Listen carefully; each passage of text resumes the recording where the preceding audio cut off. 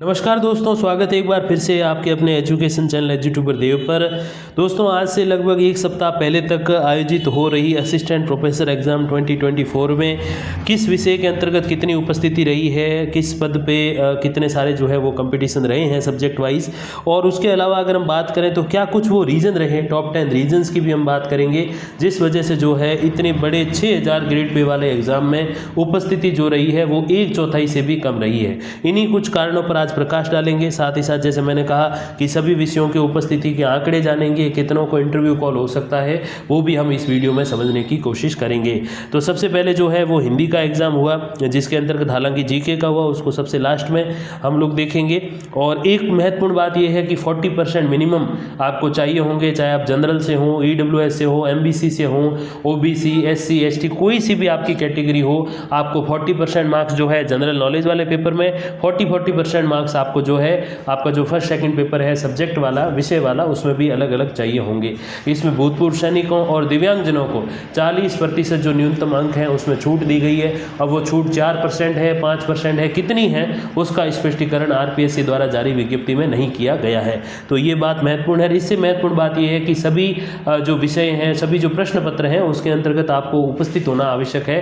जैसे आपका जो भी विषय है, इतिहास है, राजनीति है, हिंदी है, संस्कृत है, अंग्रेजी है, या और भी जो अपने ट्रेडिशनल संस्कृत सब्जेक्ट्स हैं वो अगर आपके हैं तो पहला पेपर, दूसरा पेपर, दो सब्जेक्ट के हैं वो, और तीसरा पेपर जो जीके का है, उन तीनों में आपकी जो उपस्थिति है वो होनी अनिवार्य है। अनुपस्थित होने की स्थिति में आपको एग्जाम से बाहर कर दिया जाएगा और आपको इंटरव्यू के लिए भी कॉल नहीं किया जाएगा। तो 40% भी जरूरी है तीनों में, और तीनों में जो है आपका उपस्थित होना भी आवश्यक है, अनिवार्य है। अब देखिए, सबसे पहले हिंदी विषय की बात करें तो 15,291 अभ्यर्थियों ने आवेदन किया था। ये जो आंकड़े हैं वो थोड़े अप्स एंड डाउन्स होते रहते हैं कि कुछ अभ्यर्थियों ने अपने जो आवेदन है वो रिवर्स कर लिए थे, यानी कि वो वापस उन्होंने ले लिए थे, जिसमें से 3,479 अभ्यर्थी आए, 11,812 नहीं आए, यानी कि जो उपस्थिति है वो लगभग 23% के समथिंग रही। अब उसमें जो है 94 का कंपटीशन हो रहा है। अब एक पोस्ट पे 94 अभ्यर्थी दौड़ में फिलहाल हैं। अब इसमें से इंटरव्यू कॉल कितने को होगा? इंटरव्यू कॉल जो है वो 111 अभ्यर्थियों को, या यूँ कहें 100 से 150 के बीच अभ्यर्थियों को होने की संभावना रहेगी। फिर बात करें सामान्य दर्शन की तो 77 आवेदन थे, 16 आए, 61 नहीं आए, यानी कि 21% का इसमें उपस्थिति का आंकड़ा रहा। 16 का जो अपर पोस्ट कंपटीशन है और एक ही पोस्ट है, यानी कि 3 अभ्यर्थी इंटरव्यू कॉल के लिए बुलाए जाएंगे। फिर 10 तारीख को जो एग्जाम हुआ था साहित्य, ज्योतिष, गणित और ऋग्वेद का, जिसमें टोटल तीनों के मिला के जो 10 तारीख को हुए थे 1647 आवेदन है, जिसमें से 359 आए और 1288 अभ्यर्थी आए ही नहीं, यानी कि जो परसेंट हो गया उपस्थिति का वो 22% हो गया है। अब पर पोस्ट इन तीनों की मिला के अगर हम बात करें तो 8 अभ्यर्थी जो है वो कंपटीशन में है, क्योंकि साहित्य में अच्छी खासी पोस्ट है।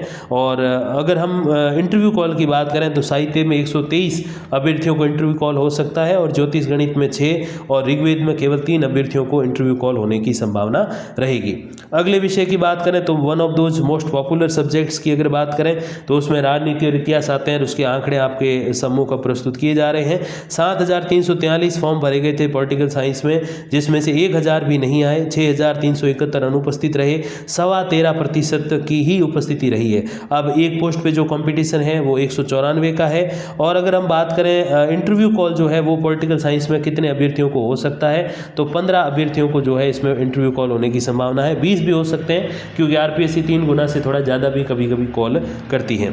इतिहास विषय की बात की जाए तो 7,684 आवेदन आए, 836 की उपस्थिति रही, और 6,848 अभ्यर्थी उपस्थित हुए ही नहीं, क्योंकि पोस्ट 5 से भी कम थी। पॉलिटिकल में तो 5 थी, इसमें शायद 2 या 3 पोस्ट ही हैं हिस्ट्री में, और 11% की उपस्थिति रही। और मैंने आपको इस एग्ज़ाम के आयोजन से पहले एक वीडियो के माध्यम से बताया था कि जहां पोस्ट कम होती है वहां डेफिनेटली आपकी अगर तैयारी है तो आपको एग्ज़ाम देना चाहिए, क्योंकि वहां जितने फॉर्म भरे जाते हैं उसके 10 या 20% ही अभ्यर्थी आते हैं, बाकी आते ही नहीं हैं, क्योंकि कम पोस्ट देख के लोग पहले ये धारणा बना लेते हैं, पूर्व धारणा बना लेते हैं कि हमारा तो जो है सिलेक्शन का कोई चांस नहीं है। इसीलिए आपको अवश्य वो देना चाहिए, और काफ़ी अभ्यर्थियों ने अपने इस विचार पर जो है जाकर एग्ज़ाम में प्रतिभाग भी लिया। 9 का जो है वो इंटरव्यू कॉल होने की इसमें संभावना है। 279 का अब कंपटीशन जो है पर पोस्ट लेफ्ट रह रहा है। अब बात करें धर्मशास्त्र की, तो धर्मशास्त्र में देखिए 69 जो है वो फॉर्म भरे गए थे, 14 उपस्थित हुए, 55 अनुपस्थित, 20 की जो अनुपस्थित प्रतिशत है, 5 जो है अभ्यर्थी अब पर पोस्ट कंपटीशन में है और 9 का इंटरव्यू कॉल होने की संभावना। फिर बात करें अंग्रेजी की, तो 3293 जो है इसमें आवेदन थे, जिसमें से 573 आए और 2720 आए ही नहीं, यानी कि लगभग 17% का उपस्थिति का आंकड़ा रहा। 21 की अगर हम बात करें तो पर पोस्ट कंपटीशन अभी लेफ्ट है और 81 का जो है वो कॉल होने, इंटरव्यू कॉल होने की संभावना रहेगी। फिर बात करें ज्योतिष फलित विषय की, तो 102 आवेदनों में से 18 ही एग्जाम देने पहुंचे, जिसमें से 84 जो है वो अनुपस्थित रहे 102 में से, और 18% का आप इसमें उपस्थिति का आंकड़ा मानिए।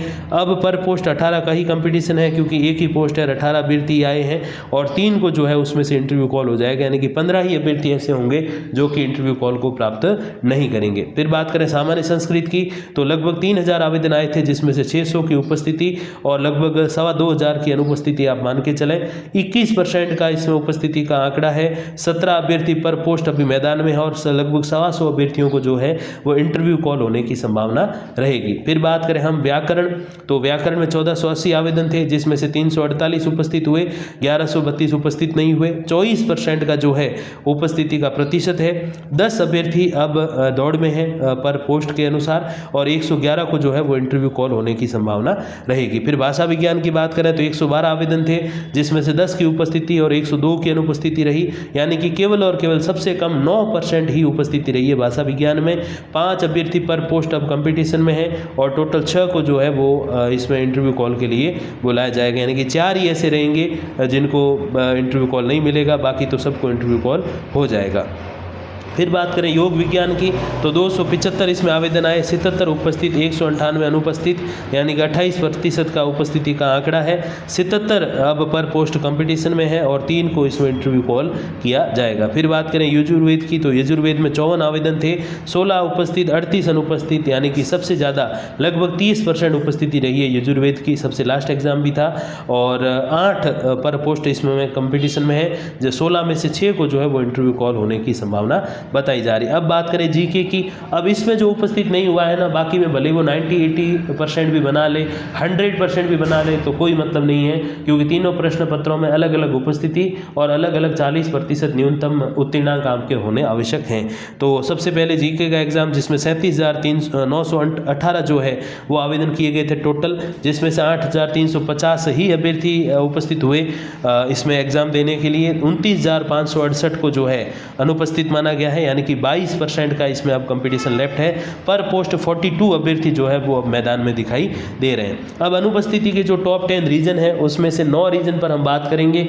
एक रीजन आपको कमेंट में लिख के बताना है कि क्या रीजन रहा है। सबसे पहला रीजन जो मुझे लगा वो ये है कि पदों की संख्या कम और आवेदन अधिक आए, क्योंकि लेटेस्ट ही 6-7 महीने पहले ये प्रॉपर असिस्टेंट प्रोफेसर का जनरल एजुकेशन का जो है वो एग्जाम हुआ था, तो उसके अकॉर्डिंग सबके लगभग आवेदन तो तैयार ही थे, तो उन्होंने लगे हाथ कर भी दिए कि चलो कर देते हैं, और पद इसमें बहुत कम थे, टोटल मिला के 200 थे। उसमें तो चलो पॉलिटी और हिंदी जो है वो ऐसे सब्जेक्ट हैं जिनमें तो अकेले विषय में ही 200 जो है वो पोस्ट होती है, इसमें टोटल 200 थी, तो एक ये रीज़न रहा। दूसरा रीज़न ये है कि प्रमुख परीक्षा का आयोजन जो है वो 6 महीने पहले हुआ, जैसे मैंने अभी कहा भी कि 6 महीने पहले मेन एग्जाम हुआ था, तो उसमें जिनका अच्छा हुआ उन्होंने भी दोबारा नहीं दिया, और जिनका अच्छा नहीं हुआ वो भी दोबारा नहीं दिया।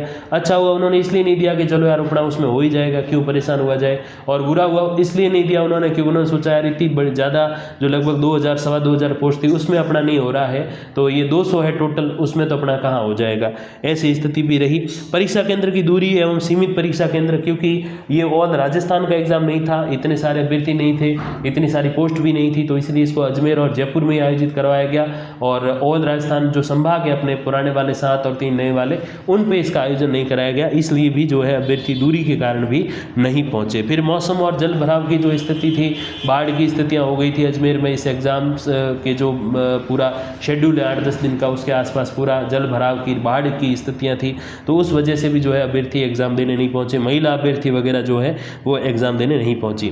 फिर प्रति प्रश्न पत्र पृथकता 40% जो अंकों की अनिवार्यता है, ये भी एक रीज़न रहा कि अभ्यर्थी पहुंचे ही नहीं एग्जाम देने, और जबकि जो आपका प्रॉपर असिस्टेंट प्रोफेसर का जो एग्ज़ाम होता है all over Rajasthan general education का, उसके अंतर्गत तो बिल्कुल ऐसे कोई रूल नहीं था, तो जो भी 40% बने आपके, चाहे 30, 35, 20 भी, और सब्जेक्ट में अच्छा कर जाओ तो आपका सिलेक्शन जो है वो श्योर हो जाता है। तो इस वजह से भी जो है ये उपस्थिति थोड़ी कम रही। और क्यों? क्योंकि अगर कोई जनरल नॉलेज का दे सबसे पहले हुआ था तो उनको पता चल गया भाई अपने 40% नहीं बन रहे, तो फिर बाकी में तो भाग दौड़ का मतलब ही नहीं है, क्योंकि हम एग्ज़ाम से वैसे ही बाहर हो रहे हैं। तो एक रीज़न ये भी रहा कि 20-22% यहाँ उपस्थिति है, बाकी में 10-13 ऐसी भी हो रही है। तो क्यों? क्योंकि उनका जनरल नॉलेज वाला एग्ज़ाम अच्छा नहीं हुआ है। फिर बात करें छठे रीज़न की, तो प्रमुख परीक्षा का अच्छा होना और न होना। मैंने बताया कि अच्छा हुआ है, उन्होंने इसलिए नहीं दिया कि उनका उसमें हो जाएगा, 6 महीने पहले जो एग्ज़ाम हुआ उसके अब रिजल्ट भी धीरे धीरे आ जाएंगे, पॉलिटी, ज्योग्राफी, हिस्ट्री के, इंग्लिश के वगैरह और सब्जेक्ट्स के आ जाएंगे, हिंदी का तो आ ही चुका है, छोटे छोटे और सब्जेक्ट है 5-10 उनके भी आ चुका है। तो अच्छा हुआ वो भी नहीं आए, क्योंकि चलो वो हो गया, और नहीं हुआ वो तो आए नहीं कि यार उसमें नहीं हुआ इतनी बड़ी भर्ती में, तो छोटी में कहाँ होगा। फिर शुल्क रहित आवेदन भी एक स्थिति रही कि जब फॉर्म भरने के पैसे नहीं लगते, 500-1000 रुपये हर कोई फॉर्म भर देता है, यूँ ही नॉन सीरियस कैंडिडेट जो है वो भी फॉर्म भर देते हैं। इसीलिए आपने कल परसों एक अपडेट भी देखी होगी आरपीएससी के द्वारा, जो न्यूज़पेपर्स में भी काफ़ी चली थी, कि अब आरपीएससी जो है वो शुल्क लेगा और एग्ज़ाम जैसे आप दे दोगे तो आपका शुल्क जो है आपको वापस लौटा दिया जाएगा। ये स्थिति भी जो है आरपीएससी आने वाले समय में लागू करेगा, तो ये एक बहुत सही कदम हो सकता है। फिर बात करें समान महीने में नेट जेआरएफ परीक्षा का आयोजन होना, क्योंकि पहले जो रद्द हो गई थी वो फिर से अभी आयोजित हुई थी लगभग। राजनीति का तो ये 4 तारीख को ही हुआ था अगर मैं गलत नहीं हूँ। तो ऐसी स्थिति में अभ्यर्थी उसमें जो भाग लेने के इच्छुक थे तो उन्होंने वो ले लिया, उसमें अगर नहीं हो रहा उनका क्लियर, मतलब कि 50-60% के समथिंग अगर नहीं बन रहे हैं, तो उनको ये लग गया कि यार अपना नेट नहीं हुआ है तो इसमें तो फिर घुसने का कोई मतलब ही नहीं है, दिसंबर वाला नेट देंगे फिर ही कुछ देखेंगे। ऐसी भी स्थितियां कुछ बन गई। और फिर आयोग का गोपनीयता रहित जो है परीक्षाओं के आयोजन का इतिहास, यानी कि जो आरपीएससी के जो चेयरमैन के ऊपर जो आक्षेप लगे हुए हैं, सदस्य जो है वो गिरफ्तार किए गए, रामू राम रायका वगैरह, बाबूलाल कटारा वगैरह, ऐसे लोग भी जब गिरफ्तार होकर बाहर उनको जेल की हवा खानी पड़ रही है, तो ऐसी स्थिति में लोगों ने ये सोच लिया कि जैसे आरओईओ में 90% कट ऑफ जा रही है और हालांकि रिजल्ट नहीं आया है, प्रोविजनल जो डबल लिस्ट है उसकी अगर हम बात करें तो इतनी जा रही है, और यहाँ पर भी अब लगभग वही पोस्ट है, 100 से 200 यही है। तो ऐसी स्थिति में लोगों के मन में एक धारणा बन गई कि यार हज़ारों पोस्ट हो तो फिर भी चलो शायद कोई इतना नहीं खरीद पाए, लेकिन इतनी कम पोस्ट है तो क्या पता, मैं ये नहीं कह रहा हूँ ऐसा हुआ है या ऐसी मानसिकता रखनी चाहिए। एक अभ्यर्थी के रूप में आपको सदैव सकारात्मक पॉजिटिव रहना चाहिए, नेगेटिव 1% नहीं रहे, लेकिन ऐसी धारणा मैंने कुछ अभ्यर्थियों के मन में देखी है, वो बन जाती है कि वो सरकार को कोसते ही रहते हैं कि यार ये तो पेपर लीक है, ये है वो है। ऐसी स्थितियाँ भी एक रीज़न रहती है जिस वजह से जो है एग्ज़ाम में भाग अभ्यर्थी बहुत कम से कम लेते हैं। और 10वां रीज़न क्या है वो आपको कमेंट में लिख के बताना है कि आपके अनुसार वो रीज़न क्या हो सकता है, जो यहाँ मैंने मेंशन नहीं किया है लेकिन आपको पता है। और जो भी अपडेट्स आएंगी मैं आप तक पहुँचा दूंगा वीडियो या फिर कम्युनिटी पोस्ट के माध्यम से। तब तक के लिए धन्यवाद, नमस्कार।